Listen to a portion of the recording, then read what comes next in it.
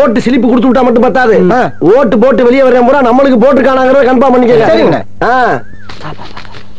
ஏய், யாருக்கு ஓட்டு போட்ட? உனக்கு தானே போட்டேன். ஏய், உண்மையை சொல்றா.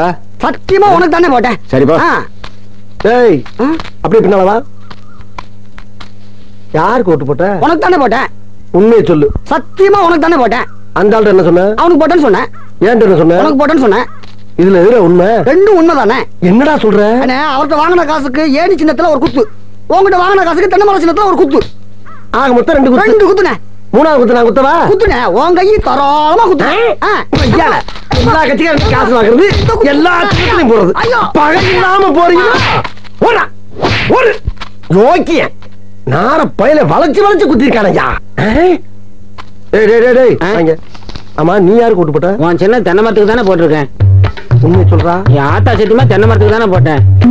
வேணாண்டா, என் பொண்டாடி சத்துமா தென்னை மரத்துக்கு தானே போட்டேன். நான் ஏற்கனவே வந்து போயிருக்கேன்டா. அட என்னன்னு நீங்க, என் புள்ள சத்துமா தென்னை மரத்துக்கு தானே போட்டேன். எனக்கு நம்பிக்கை இல்ல. நீ இப்படி நம்பிக்கை இல்லன்னு சொல்லுவேன்னு தெரிஞ்சுதான் நான் ஓட்டு போட்ட சீட்டையே கையில கொண்டு வந்திருக்கேன். ஓட்டு போட்ட சீட்டியா? என்னண்ணே, இங்க பாருங்கண்ணே, தென்னை மரத்துல போட்டுக்கணா. அட என்னண்ணே, நீங்க எத்தனை வருஷமா நீங்க கெஞ்சிட்டு இருக்கீங்க தென்னை மரத்துல போடுறான்னு. நாங்க என்ன நினைவு இல்லாம இருக்கோம்? 17 வருஷமா தென்னை மரத்துல தானே போட்டுக்கிட்டு இருக்கோம். நாங்கெல்லாம் வாக்கு மாற மாட்டோம்னே. 17 வருஷமாவா? அப்ப 17 வருஷமா? ஏய் சுபையா, எப்படி இருக்கு? என்ன நிலவரம்? எப்படி போயிட்டு இருக்கு? இது வரைக்கும் உங்க அப்பா ஜெயிப்பாருங்கிற நம்பிக்கை இருந்துச்சு.